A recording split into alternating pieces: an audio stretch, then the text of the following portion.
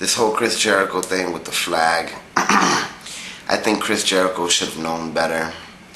I think a lot of us wrestling fans know that a lot of that stuff isn't really tolerated in today's business.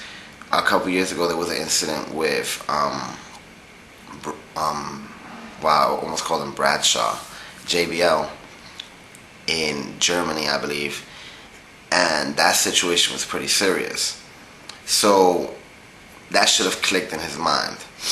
Number two, even when Daniel Bryan got released for the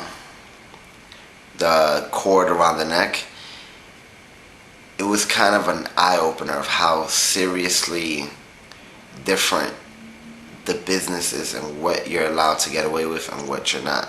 Word is that the cops were going to actually arrest him in the middle of the event, and the ultimatum was to apologize, and he ended up apologizing. But WWE suspended him, and it's kind of crazy because just the night before I was watching an interview with him talking about that he's not leaving WWE because all the rumors of him going somewhere. And I was kind of thinking, this return, he's been on a losing streak for a while. Of course, with Chris Jericho, you're always going to get a good quality match, but he's been on a losing streak. And like he said, people are always wondering when he's going to leave, so they're not really appreciating the time that he is there. And now he's suspended for 30 days. I think after this, WWE should just reset whatever they had in motion for him. I'm not sure if they're already planning to kind of have him gone around SummerSlam, but maybe they should just turn him face, do something. Have him turn face, talk about the incident, and apologize and stuff like that, and say that being suspended has him changing his views on how he wants to go forward. He loves the business, blah blah, and he's a face. It gives a refresh to whatever the fuck they've been doing with him. King Mo signing with TNA is very exciting because King Mo is an established MMA fighter. One would assume that if TNA was to sign an MMA fighter, it would be somebody that's either washed up, like a Bob Sapp, or, well, I'm not saying Bob Sapp is washed up, but, or somebody that is pretty much a nobody and hasn't even got his career really started. But signing somebody like King Mo is very legit, and there's rumors that Josh Barnett is already planning to get a similar deal, or there's talks. And if those two do it, even with King Mo doing it, it kind of opens the doors for a lot of MMA fighters. Let's say there's some MMA fighters that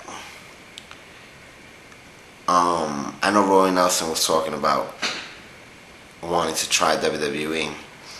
But let's say there's some MMA fighters that are getting tired of the trainings for fights, getting banged up, losing, the kind of toll that it takes on their bodies. Professional wrestling is the best option, a very good option. This double deal is an even better option. Well, not for the ones that think it's taking a toll because it's going to get worse. But I think a lot of guys are starting to get interested. And if TNA has more and more deals like this, let's say King Mo and Josh Barnett are in the company. This is just an example. They could be feuding in TNA, or something could start in TNA, and then they'll have the send-off at the MMA event. And TNA will be able to use that footage, and it will show raw MMA footage of one of their wrestlers against another one of their wrestlers, just beating the shit out of each other. And I think that's very exciting.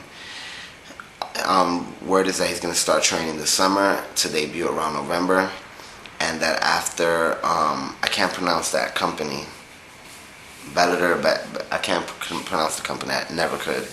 After debuts in Spike, he'll be used for like one taping in Impact, like a month.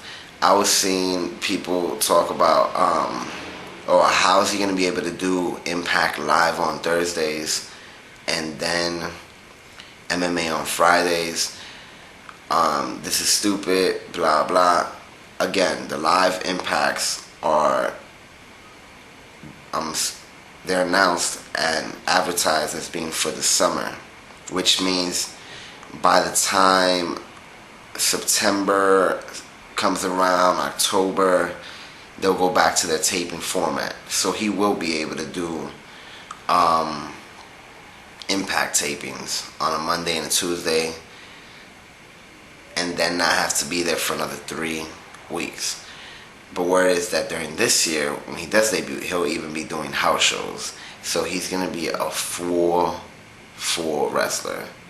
Like, in every sense of the word, which I think is great. Excuse me. Not even Bobby Lashley seemed to have that much dedication to TNA when he was there.